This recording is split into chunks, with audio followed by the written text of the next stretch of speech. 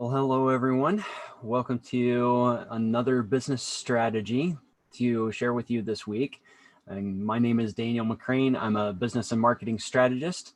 I help small businesses just like yours implement strategies to increase revenue and profit margin, sometimes to the tune of thousands of dollars in your business.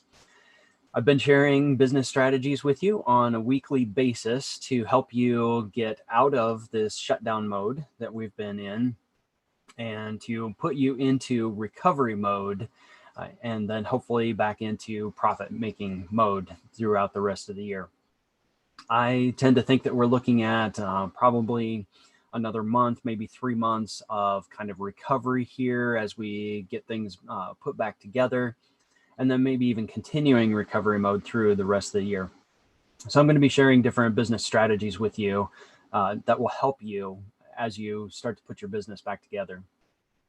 So as you've been watching these videos, I've been talking lately about what I refer to as the 5-part profit formula. I'm going to refer to that again today. If you've been following along, I've kind of been giving you some weekly assignments. So some of the things that you've done by now, you've calculated what your hourly worth is, what's the value of an hour of your time. And so that's designed to help you make decisions in your business, whether it's going to be worth your time to do something or whether you should delegate to someone else. You should also now be aware of what time of the day you are most productive. That was part of the time audit study that I challenged you to do last week. And hopefully also you have also implemented as many as maybe 5 different strategies to improve your personal time management. And I gave you quite a few ideas last week as I was sharing last week's strategy. So if you missed any of those, feel free to back up, take a look at some of those videos. Those are all posted on my Facebook page. So if you're watching this on Facebook, it's here. It's also on my YouTube channel. So if you're watching this on YouTube, you can look for those other videos here. So today, what we're going to talk about is the first step that you should take when you are increasing leads for your business. And if you remember, as I've been talking, the 5-part profit formula, the first part of the formula is increasing leads.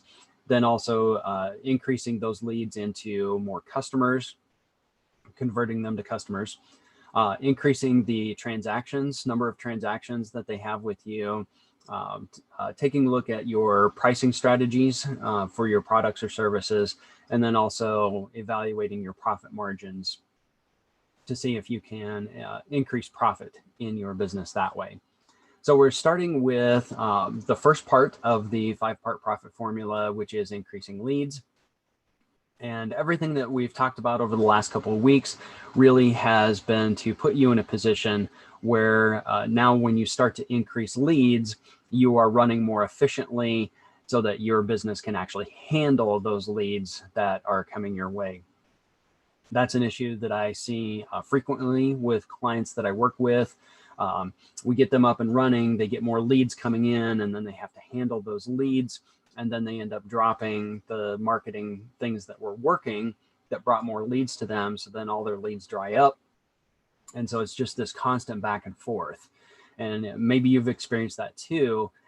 You have to do both somehow. You have to keep the leads coming in while you're taking care of the leads. And so what we've talked about over the last couple of weeks should help you to do that. So what we're going to talk about today is really kicking things off. And I've got a few examples here over the next couple of weeks I'm going to be sharing with you about how to increase leads in your business. And this video is really going to set the tone for the next several weeks. Any work that you skip for this video just means that you're going to have to come back to it to do this work if you're following along with any of the strategies I'm going to share with you over the next couple of weeks. Now, this strategy today, I'm going to warn you right now, it is very nuanced. So I don't want you to listen to the strategy and once you hear it right off the bat, think to yourself, oh, I've already done that. I already know how to do that. Usually what I find when I work with clients in this area is, by the way, we're going to be talking about your target market, or as some people like to call it, your ideal audience. Some people don't like to target other people for marketing, and I certainly understand that, just kind of the meaning of the term. So we're talking about target market or ideal audience today, but I don't want you to think, oh, I've already done that. As I work with small business owners, as I work with some of my clients, what I find is, yes, they do have an understanding to a certain extent of who their ideal audience is, who their best customer is going to be. There's more to it than that, though, than just understanding who that kind of person is. So I do want you to pay attention to this video, because I'm going to walk through some things that you may not be aware of that will help you when it comes to your marketing and you try to reach that specific ideal audience. So we're going to talk through some of that today. It's important in your business that you are bringing in not just more leads, but you want to have qualified leads coming your way. Now, by qualified leads, that means those people who are most interested and able to buy from you. And if they aren't in your ideal audience, then they're probably not someone that you want to try to target. So there's a reason that, say, motorcycles don't target young parents, because is it a good idea? Are most young parents going to think that it's okay to put a baby seat on the back of a motorcycle? No, it's probably not going to work out. There's a mismatch there in the messaging. So it's important to try to qualify those leads that are going to be coming your way, because you want to reach people who are actually going to purchase from you. And as a small business owner, you have just a limited amount of budget that you can use for your marketing and your advertising. And those dollars that you put toward that effort really have to go a long way. You want those to return at least 1-to-1. So at least you're breaking even. That way you get the person's name. You can continue to remarket to them later on. But wouldn't it be great if you got a 2-to-1 return, 3-to-1, 10-to-1, 100-to-1 return on your marketing efforts? And we're going to lay the groundwork today to help make that happen. So here's an example of things that would go wrong with trying to set up qualified leads. So let's say that you own a hamburger business and you're outside a large convention waiting for lunch break to happen, and everyone's going to be turned loose from this convention. So you're expecting a huge rush of people in a very short period of time, which is, by the way, a great way to do business. And you've decided that you're going to give away just small hot dogs to generate customers for your business, which is going to be a little bit down the road. So you've got everything all prepared. You've got all the toppings, you've got your flyers, there are directions to go to your business. You've got staff there to handle the rush. Everything is all stocked up to make sure that you don't miss out on anyone who might come your direction as this convention lets out. The group comes out, there's a swarm of people, and you manage to only give away 25 free hot dogs, and you were expecting to give away 500. So what could go wrong in a situation like this?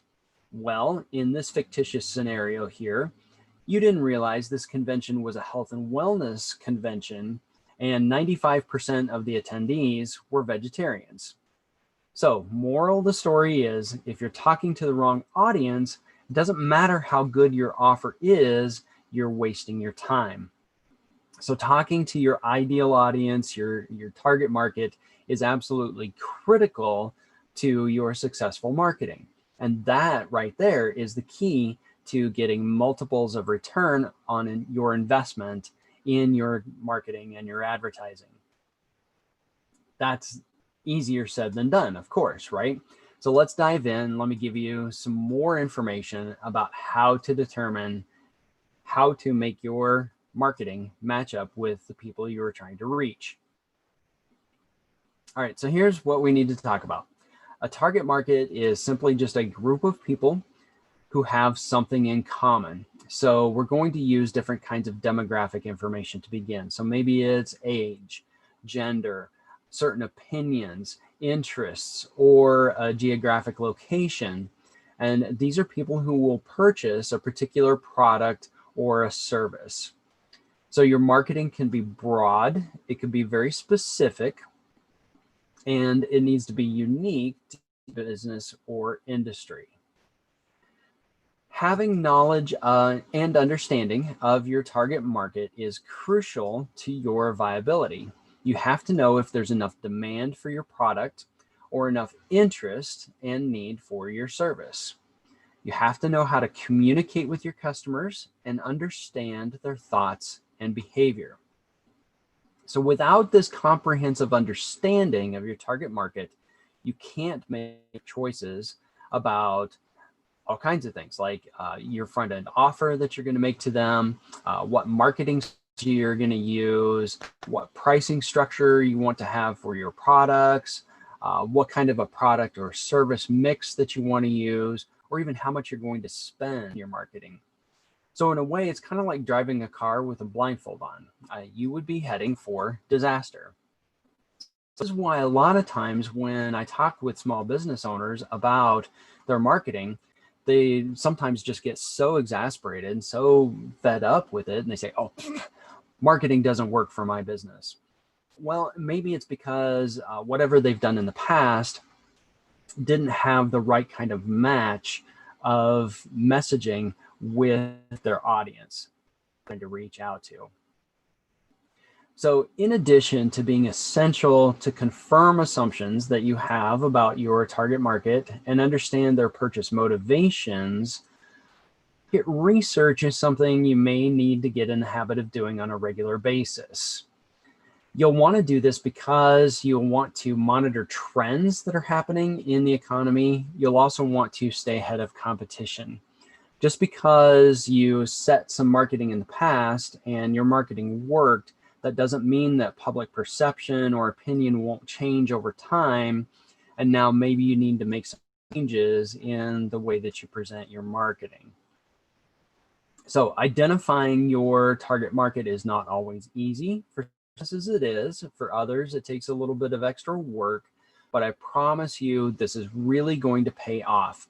So you really should put some effort into this area to make your marketing work for you. And this is something I do early on when I work with clients because we want to make sure that the marketing dollars they're spending are actually going to bring in some return for them.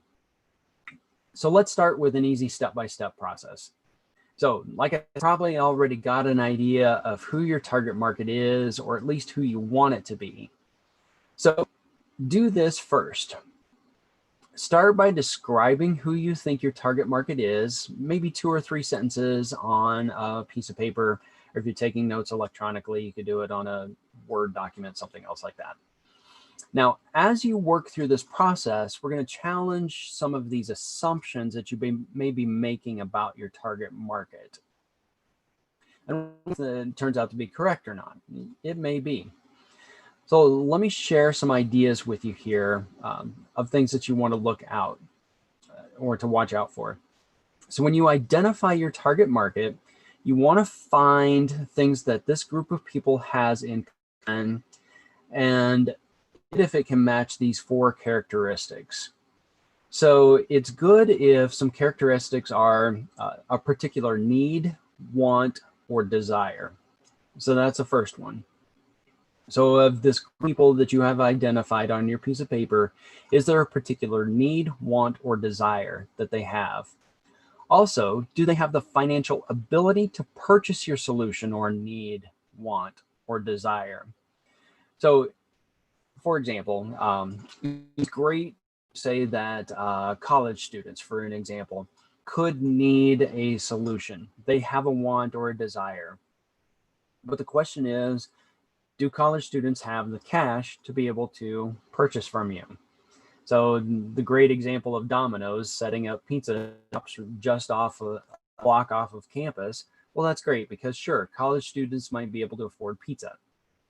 Are college students going to be able to afford financial planning? Maybe you might be able to set something up that way. So to find an audience who has the financial capability to be able to pay you. So that's a challenge. Then another characteristic that they should have the power to decide to purchase your product or service.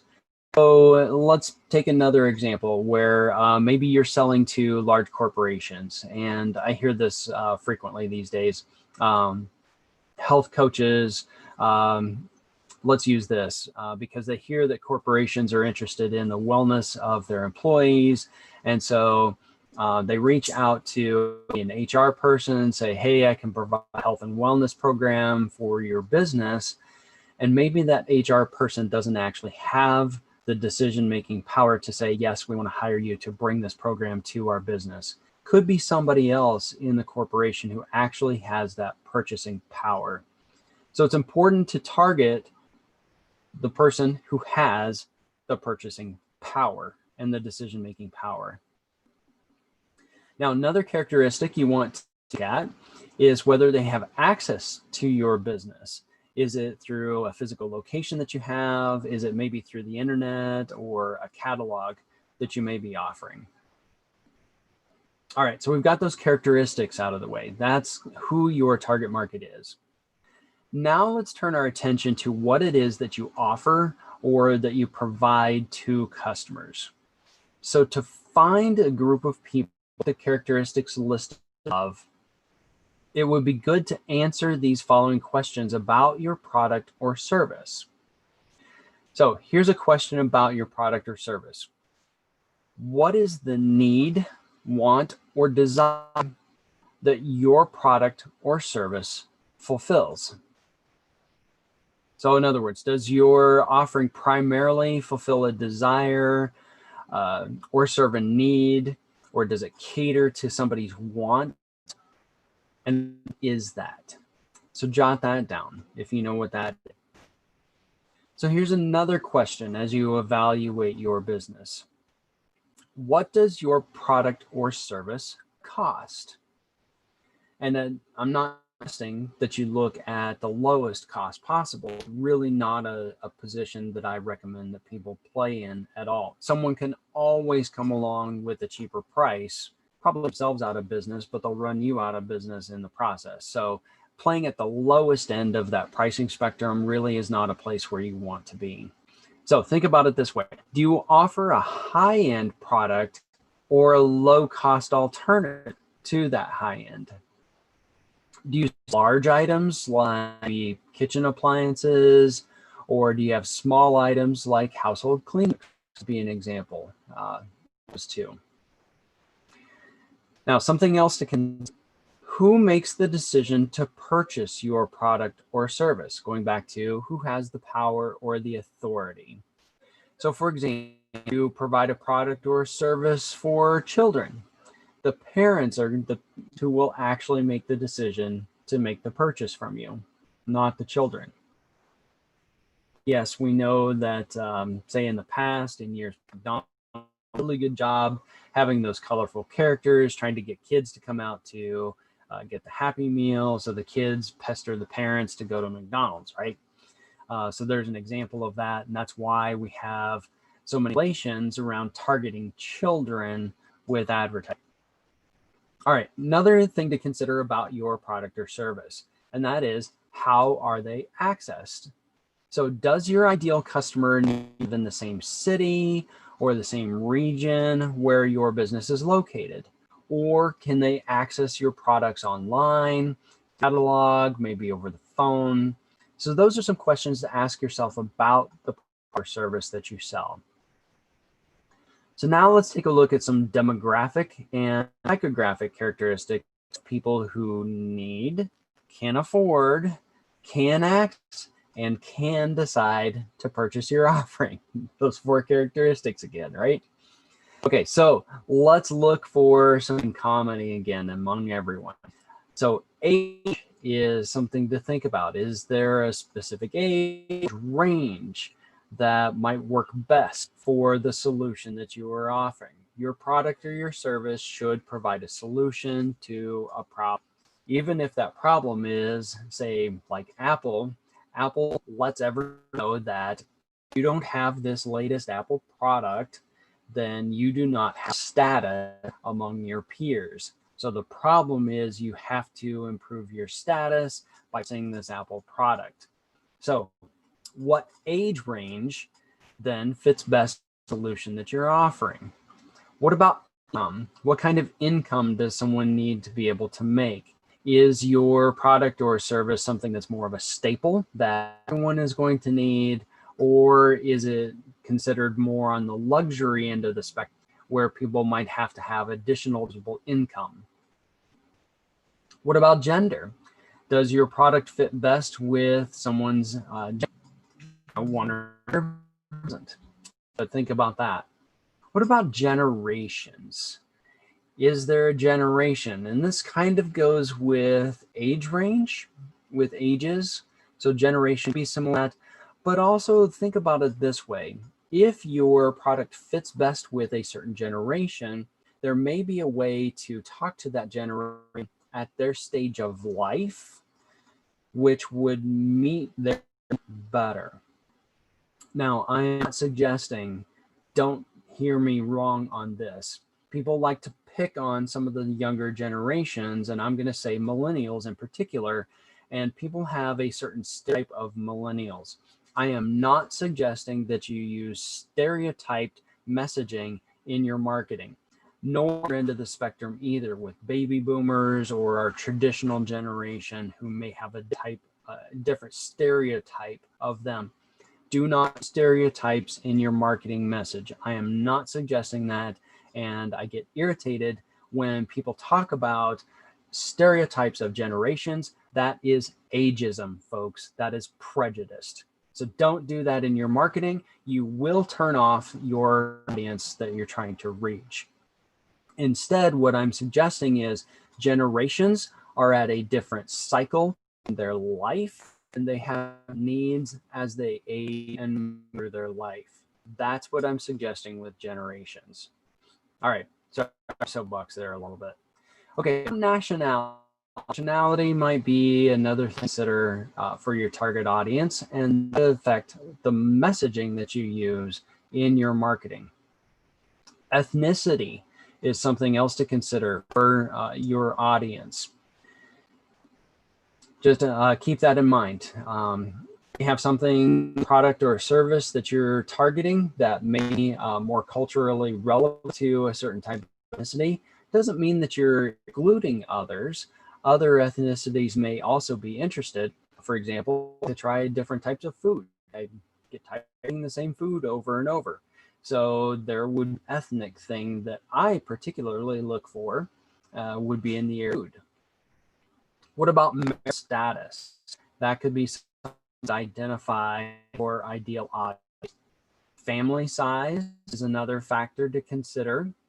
The occupation or industry that your audience might be part of. Do they have religion they ascribe to, or a certain type of belief that they all hold? So that could be something that you want to consider as you talk about your target market. Also, language, their primary language, that could be something else to consider with your target market.